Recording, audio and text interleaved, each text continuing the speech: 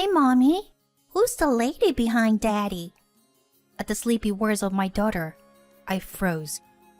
Who is behind him? What are you talking about, Eve? I knew I shouldn't ask any further, but my mouth moved on its own. Rubbing her eyes and looking drowsy, my daughter pointed at an image on my open laptop.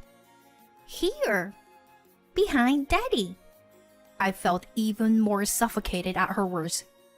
She could see it too. Taking my eyes off my daughter, I glanced at the screen and saw my husband's face, looking more pale than me. He had been boasting about how having an affair made a man more manly, but now he looked pathetic. We were on a video call during his business trip, and we were in the midst of a heated argument about his infidelity. He should be the only person on the screen, but my daughter was pointing to the right side of the image. Summoning my courage, I stared at the window in the background that was visible on the screen. My name is Brianna, and I am a 35-year-old housewife who works part-time. I usually work as a receptionist at a car dealership from morning until around evening. I married my husband Sam a few years ago, and now we live together with our daughter Eve. Sam and I have been friends since our school days. He was popular with women even back then, partly because of his handsome face, but also because he was used to dealing with them. For example, whenever I changed my hairstyle or nails, he would notice right away and compliment me. And he was good at being considerate, like carrying heavy stuffs. Because of his personality, Sam always had a girlfriend. So when Sam asked me out to dinner, I was very happy. At the time, Sam had just broken up with his girlfriend and was feeling lonely. That led to us going out together many times and eventually becoming an official couple. At the time, I was proud to be dating Sam, and for a while, I was very happy. One day, I was waiting to meet Sam for our date. He usually arrived early, but that day, he hadn't shown up even after the meeting time had passed. I contacted him to let him know that I had arrived at the meeting place and waited for a while, but he didn't respond. I wondered if he might be feeling unwell, so I headed to the apartment where he lived alone. I pressed the intercom button at the entrance, but there was no answer. I thought maybe he had collapsed inside. Worried, I used the spare key to enter his apartment, but I couldn't find him in the living room or kitchen. I knocked on the bedroom door a few times, but there was no response. So I turned the knob and peeked inside. There was Sam sleeping on the bed. But he wasn't alone. There was another person next to him, with long brunette hair peeking out from under the blanket. The sight is something I still can't forget. Sam, what is going on? I shook him awake. At first, Sam seemed confused or still half asleep and didn't seem to understand the situation. Gradually, he woke up, and his face turned pale as he finally realized what had happened. No, it's just that we were just resting, you know? Nothing happened. Sam's excuse was so weak it was painful. There is no way you could not have done anything while not wearing clothes. At that moment, I was already planning to break up with him. But from the next day on, Sam kept apologizing and begging for me to come back. He even showed me his phone, saying he had deleted all the women's contacts. Eventually, I was swept away by his passion and decided to reconcile with him. After that, Sam stopped fooling around with other women. Or at least that's what I wish I could say. But he still regularly met with other women and had affairs. Every time, we talked about breaking up, but for some reason, I just couldn't completely cut ties with him. I got used to it and gradually began to think that as long as I could endure it, everything would be fine. Eventually, Sam and I got married, and we finally had a daughter, Eve. Sam truly adored her. After she was born, he stopped seeing other women in a flashy way. But I know that he still goes out to eat with female coworkers, claiming that he has to work overtime. Every time I expressed my displeasure about it. Next year, our daughter will be in elementary school and will become sensitive to many things. So I don't want Sam to do anything that would make her feel uneasy. I've told him this many times. But lately, he's given up and saying things like, I can't help cheating anymore. I'm so fed up with him that I can't even point out his flaws anymore. He's an unbearable husband, but he's the only father our daughter has. I can't do anything that would take her father away from her. One day, when I woke up with a bad headache, there were a lot of things that I needed to do. Mommy, there's no kindergarten today, so I want to go to the park. From the morning, my energetic daughter hugged me around my waist and begged me to take her there. I'm sorry, honey. I have a headache today. Can you go with Daddy instead? Sam, you have the day off today, right? While preparing breakfast, I asked Sam. Then Sam, who was sitting on the couch watching TV, suddenly said that he had to take a call and went outside. Just when I thought he wouldn't be long, he came back and started preparing his things, saying that he had suddenly received work. My daughter murmured that she understood, although it was clear that she was disappointed. After waiting for Sam to finish preparing, we all went downstairs with my daughter and headed to the parking lot. Sam uses his car to commute, so we went to see his off at the parking lot. Hey, Sam, is this a scratch? I noticed that the car bumper and a scratch in a place that wasn't there the last time I saw it. Oh, this? I accidentally rubbed it against the wall when I entered a store the other day. Well, that's my fault. And I didn't damage the wall or hurt myself, so it's okay. Sam said it was nothing. Okay, I'm off. Saying that, he got into his car and drove away quickly. It would have been better if he had told me about it earlier. As I was thinking about it, my headache suddenly got worse, and I started to feel cold. Maybe I should go to the hospital. Thinking that, I went to our usual hospital with my daughter. On the way to the hospital, my daughter, who had been sitting quietly, suddenly opened her mouth. I'm gonna meet a boy at a hospital today. We're gonna be friends. I thought it happened again. My daughter sometimes blurts out these prophetic things, and they actually come true. One time she said, Grandma must be in pain, poor thing. And the next day, my mother fell and got injured. Another time she said, I'm scared of shaking. And as soon as she hid under the table, the earthquake hit. The examples are endless. At first, I thought it was just a coincidence, but now I accept that it's just how it is. And this time, too, my daughter's prediction came true. On our way back from a checkup, in a small square within the hospital grounds, my daughter saw a boy about her age playing alone. As soon as she saw him, she ran up to him and said, Let's play together. Yeah. The boy played with my daughter. I watched for a while, but it seemed like the boy's guardian was not nearby. I became curious and asked the boy, Where's your mom? She's in the hospital. She'll be discharged soon. He then showed me a photo of himself and a woman who seems to be his mother, smiling at each other. They both looked very happy. I can't see my mommy while she's in the hospital, so I have this. The boy looked a little lonely as he said that. When I thought I wanted to say something to him, I saw a middle-aged man running towards us from afar, and a boy left with the man. Shall we go home then? When I called out to my daughter, she said happily, We'll play together again soon. That night, my condition was somewhat settled.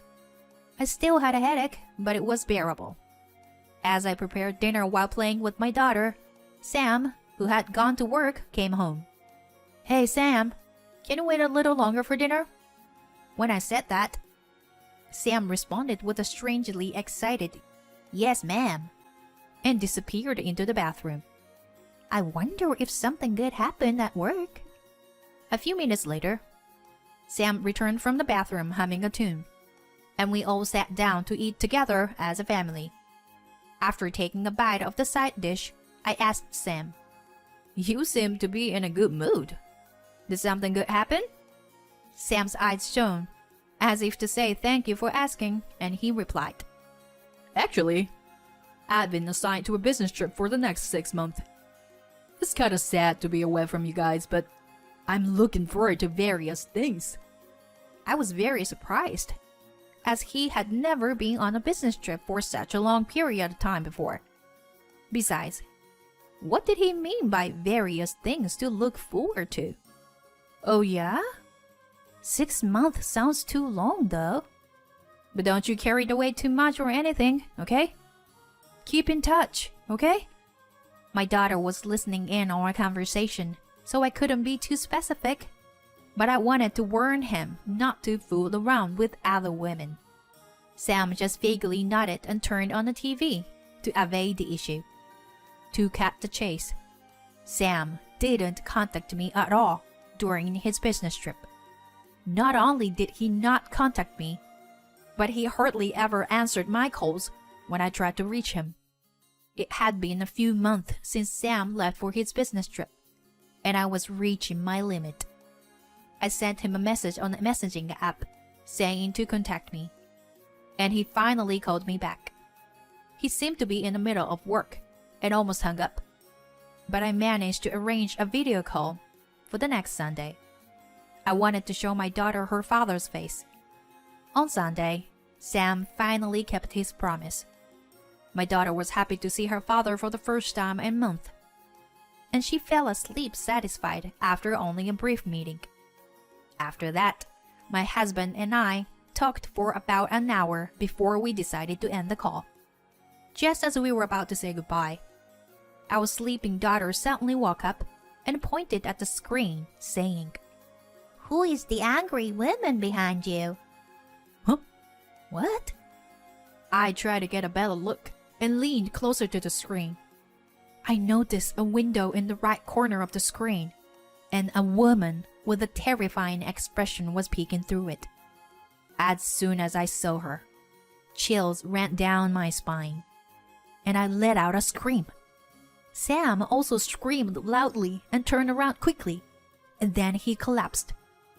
The woman outside the window made a rattling noise, and she entered the room and yelled at Sam. You married with a child? You've been lying to me all this time, saying you like me.